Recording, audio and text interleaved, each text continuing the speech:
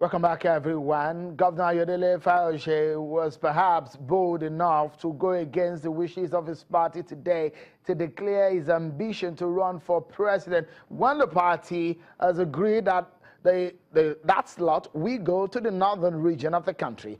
He's with us here in the studio, in our Abuja studio, and clearing some of these issues one after the other. Let's come back to your ambition right now. The question is, do you stand a chance at all?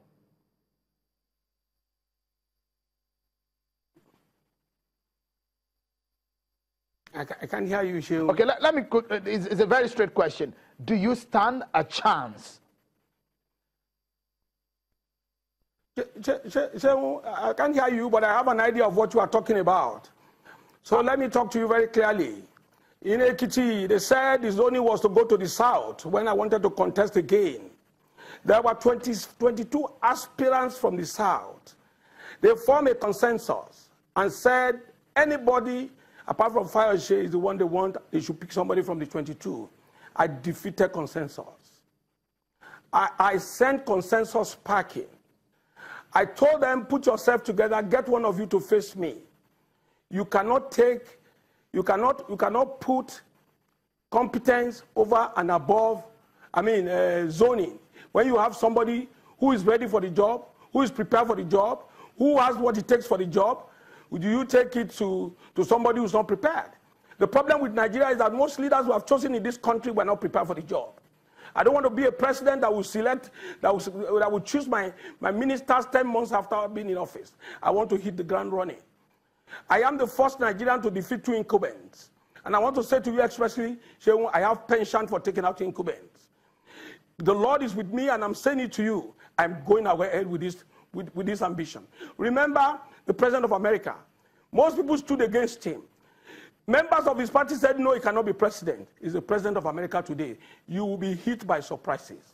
Okay, let me quickly ask you. You said some things in your explanation when you're making your declaration earlier today, and you made examples of the likes of the former governors, like the former governor of Cross River State, those who showed intention of running against the party's zoning arrangement at that time. But some of these people, politically, it was being said that they were not really interested in being president at that time. What makes your own case different? Don't let us flog this. If I'm not an issue to them, they should ignore me. If you know somebody cannot onstage the system, you should ignore the person. They should ignore me. They shouldn't bother about me. Nobody should be talking about me. And I'm telling you, when Mahazu was there and he was messing up, I stood up and said, Mahazu, you have to go. When I made a mistake about Sheriff, I came out and told you I made a mistake, and the Sheriff must go. My brother, I'm not somebody you cow cheaply.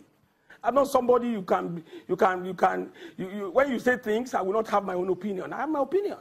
And my opinion is that I want to run, I want to be president of Nigeria. Some wants to be billionaire, I want to be president of Nigeria. Okay, if that's your intention, if that is your intention, let me quickly ask you. You've been a governor twice. This is your second time being a governor, and you know just how the politics of Nigeria is. Let me give you some information about the fact that you want to be president of Nigeria. You need to have the numbers and the statistics at your right hand so that you can run with it. What in your head right now thinks that you have all of those statistics and all of those permutations right now? Shego, election to the office of the president is still almost 16 months away. Don't be in a hurry. Calm your nerves. When you want me to speak about Nigeria, when the time comes, I will speak about Nigeria. I am the longest serving Nigerian governor. I know more than you know. I have the experience more than you can imagine. I served under President Obasanjo. I served under Jonathan. And I served I'm now serving under President Buhari. I'm not that kind of a person you think will come out and say what he doesn't know, know nothing about. I am presenting my case. As soon as I get the ticket of this party, I will tell Nigerians what has gone wrong and what I'm going to do right. Let me quickly ask you, now that we have the opportunity to ask you, that what exactly is the reason why you want to be president? Is it just because you just feel like wanting to be president? So if it's about wanting to be something, others go to the Senate. Others go to the Senate. I have a state where all the senators are PDP, House of Reps PDP, the House of Assembly 26 PDP, 26 out of 26, Chairman PDP. I mean, sitting on a solid state. Most people, most governors go to the Senate. I say I'm not going to the Senate. I want to be president. Why? Why do you want to be president, Governor Fayose? Why? What's your major reason of wanting to be president, Governor Fayose? Sorry? What is your major reason of wanting to be president? Why? Nigerians want to know. Because I want to make a difference. Let me explain to you, Shehu. There are reasons why I have to be. I am accessible. I am a governor to the grassroots today. I have the innate capacity to love people. And I am one governor, if you call me, I will pick your call. My number is on all social media. And on the social media, my number is with virtually everybody in my state. They call me anytime. You send me text, I reply you. Let me give you an instance. Recently, last year, it was released that Ekiti came first in NECO. I met NECO results. Ekiti was number 35 when I came into office. Fountain of knowledge. Ekiti, our identity is fountain of knowledge.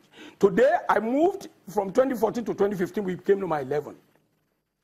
And in 2016, we came first. And sustaining it, we came first again in 2017. And I've challenged WAEC to release their results. You'll find out that I am making a difference in my state. I'm not just talking. Ekiti has the list in Nigeria. Managing such a small economy with the challenges surrounding it financially, you will be able to appreciate if given opportunity. All right. Quickly, because of our time, I still have about 2 questions before we close the program. The first one being that at this time in our history as a people, what if you lose the primaries in your party? Will you seek to be present on other platforms? No, Shehu, I will not. And let me say this very clearly. I send it in the letter of invitation that my ambition and the party's position, without prejudice to the party's position, Shehu is too quiet in the PDP. Shehu, it's a year to the election. Do we want to sleep forever and wait for when somebody will say, I am ready? Shehu, that's not going to work. Okay, let us say for reasons best known to anybody, nobody comes from the north. It's not impossible. Will this party not go to an election with a candidate? I am ready for this job. All right. I'm fully prepared. All right. Before we close, let me ask you this. You have come forward and you boasted about imposing your deputy against the wishes of some of the members and leaders of your party. Is that the kind of political leadership that Nigeria should be looking forward to when you become a president? Shehu, I did not impose my deputy, and I will never impose my deputy. Let me start by saying this. Even if it's only one person, you are still going to vote. There's still going to be a due process. When Obama was to leave, he anointed Mrs. Clinton, Hillary Clinton. I want to say again, when Obasanjo was to leave, he anointed Yaradua. You can choose who to work with. It's not a crime. I'm the man they want to succeed. And that does not stop anybody from contesting. My deputy has not done anything wrong. He's been very loyal. He has not done anything wrong. In Nigeria, when they do us wrong, we shout. But when they do us good, we don't talk about it. This young man deserves this seat. He's worked with me for 4 years. I am going to stand by him. He's a very loyal gentleman. And I don't want an old man to succeed me. That is the truth. Right. Anybody older than me, I don't pray for you. Governor Fayose, I'm afraid we're out of time. Always a pleasure having you talk about politics right here on this platform. Many thanks for talking to you, Governor Ayodele Fayose, on the day that you've declared you had interest to become president. Interestingly, the same venue you used today was the same venue where your party said it has zoned the candidacy to the north. I wish you the very best in the coming days. And that's our show for tonight. Many thanks for being part of it, everyone. I'm Sean Kimaloe. Bye for now.